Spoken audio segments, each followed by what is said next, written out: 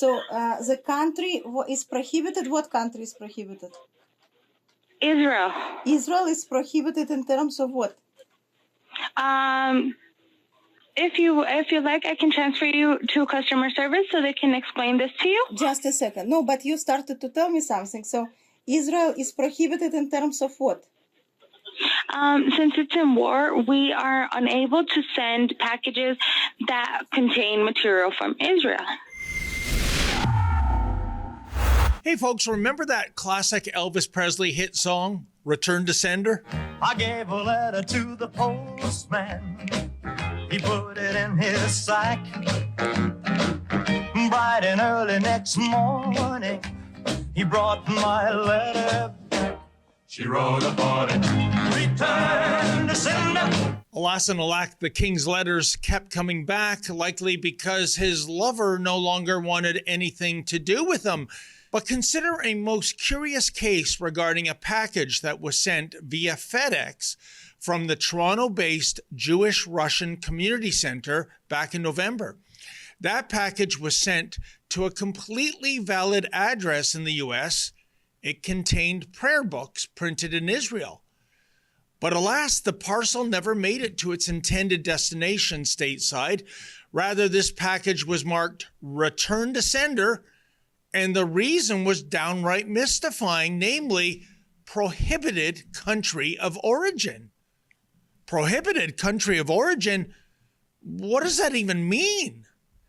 Indeed, how would the U.S. be considered a prohibited country of origin, especially since FedEx itself is headquartered in Memphis, Tennessee, and that Canada and Israel are both U.S. allies?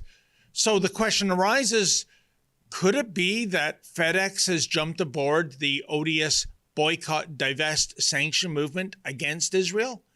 After all, the shipper is a Jewish organization, and the product description was goods sourced from Israel. Is shipping such material now verboten by FedEx for whatever reason? So it was that I paid a visit to the Jewish Russian Community Center and interviewed the organization's bookkeeper, Zoya Kostin, who was responsible for the shipping of the package, as well as Rabbi Mendel Zaltzman. Not surprisingly, both were quite miffed with FedEx. Of note, a JRCC staffer had earlier called the FedEx customer service line for clarity on the returned package, and a FedEx agent, Leslie, stated that Israel is indeed on the prohibited list of countries, which includes the likes of North Korea and Russia. What the hell? So the country is prohibited. What country is prohibited? Israel. Israel is prohibited in terms of what? If you like, I can transfer you to customer service so they can explain this to you. Just a second. No, but you started to tell me something. So Israel is prohibited in terms of what? Since it's in war, we are unable to send packages that contain material from Israel. Well, Rebel News reached out to FedEx Canada spokesman James Anderson for clarification. Anderson said FedEx delivers to more than 220 nations the world over, and that Israel is definitely not on the prohibited countries list. Okay, so far so good. And while he couldn't speak about the specific details of the JRCC case due to privacy reasons, he said an investigation would be carried out to find out why the package was sent back. So soon after, the JRCC's Costin was told by a FedEx Canada representative, Julie, that an internal investigation had indeed been launched to find out why the FedEx customer service rep, Leslie, had forwarded misinformation regarding the company's policy pertaining to Israel. But in her conversation with Costin, Julie also inexplicably stated that FedEx has previously respected embargoes with Israel. Embargoes? Yet she was unable to provide details about these alleged embargoes and when they took place. flummoxed Julie eventually said she planned to follow up with FedEx's legal department for clarity. That was probably a really good idea on the behalf of Julie, given that she has absolutely no idea what she's talking about. She did provide misinformation. And, if you want to discuss that, I can certainly discuss that with you. Absolutely. And then okay. So we have had previous embargoes with Israel. And because FedEx is a U.S. company, we have to follow the business. When did you have embargo with Israel? There was an embargo last year, but it was reopened. It was it was a legal documentation that said the embargo with Israel. FedEx, it's on embargo with Israel. I have never heard that.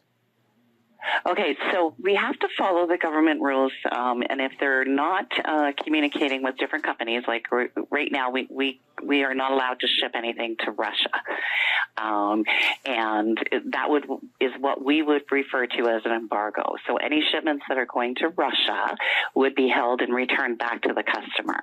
Okay. Now, we have had in the past the same situation with Israel. It is open and we are shipping to Israel and accepting packages. Oh, sorry, let me rephrase that. We do ship stuff that is country of origin Israel. So your shipment shouldn't have been stopped. It should have went through to the recipient. And it was complete misinformation that our representative had. Recently, I was informed that the FedEx investigation had indeed been completed. Rabbi Saltzman received a letter from Patsy Bertoya, she, her, hers, the managing director, customer experience and global trade for FedEx. Here's what Miss Bertoya, she, her, hers, stated, quote, "Dear Rabbi Saltzman, we completed a full investigation regarding your recent shipping experience for your package traveling from Canada to the United States. We concluded that our staff at the origin shipping location did make an error to returning the package, which led to wrong information updating in our systems. We have provided appropriate training to our employees to help ensure this does not happen in the future. We appreciate you bringing this to our attention, allowing us the opportunity to improve this experience. We are deeply sorry for the service you received," end quote. What? That's it? To quote the late, great Clara Powler, "Where's the beef?" So I reached out to Mr. Anderson and Miss Bertoya, she, her, hers, for clarification via voicemail and email.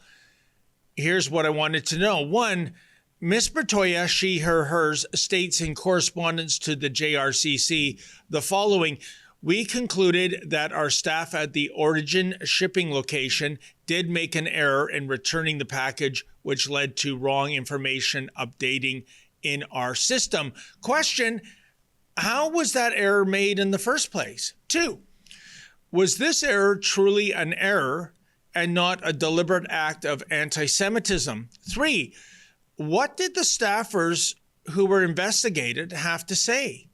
Four, did they face any repercussions? Five, one FedEx employee told the JRCC one of the issues regarding the package being returned to sender pertained to sanctions against Israel. What sanctions was she speaking of? And six, Miss Bertoya, she, her, hers, states, "We have provided appropriate training to our employees to help ensure this does not happen in the future." How do you define appropriate training? Eventually, I received a response from Mr. Anderson, who stated, quote, "Thank you for your inquiry. As I mentioned in my email on November 19th, 2024, we do not comment on individual customer relationships with FedEx. We remain committed to providing our customers with the highest level of service possible. Thank you for your understanding," end quote. Mrs. Peller? "Where's the beef?" Isn't that really so odd for a delivery business that has an entire media relations team not to get ahead of the story and, set things right rather than hide behind cowardly excuses? Because if this anti-Israel mandate is not official company policy, methinks FedEx has staffers on the payroll who are anti-Semites. And they are freelancing, so to speak, making up phony baloney policy as they go along. That's disgraceful. Maybe I need to again reach out to Mr. Anderson and Miss Bertoya, she, her, hers, to respond. Given it takes so long for voicemails and emails to be returned, perhaps I need to make use of FedEx's services myself and courier these two a hard copy of my queries. Yeah, but here's the thing. Given that my beloved wife is Jewish, what if some FedEx customer service rep gets wind of this and refuses to facilitate the order? Or what if when the order is in transit, if a customer service rep marks my package with a return to sender sticker and sends it right back from whence it originated? In that case, maybe I need to reach out to Campar or DHL or UPS or any other courier company that does not mollycoddle anti-Semites crafting their own foreign policy initiatives.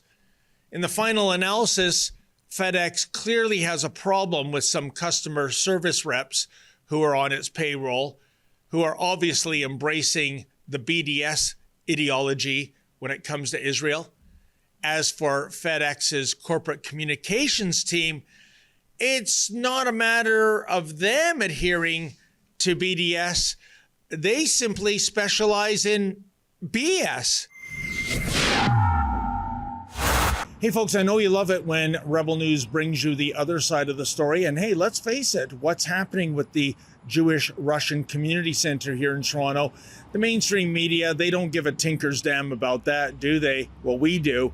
But you know what? We need your help. Unlike the mainstream media trained SEALs, we don't receive a single nickel of government funding from the Justin Trudeau Liberals. So can you please go to rebelfieldreports.com. That's rebelfieldreports.com. And if you're able to, kindly make a donation.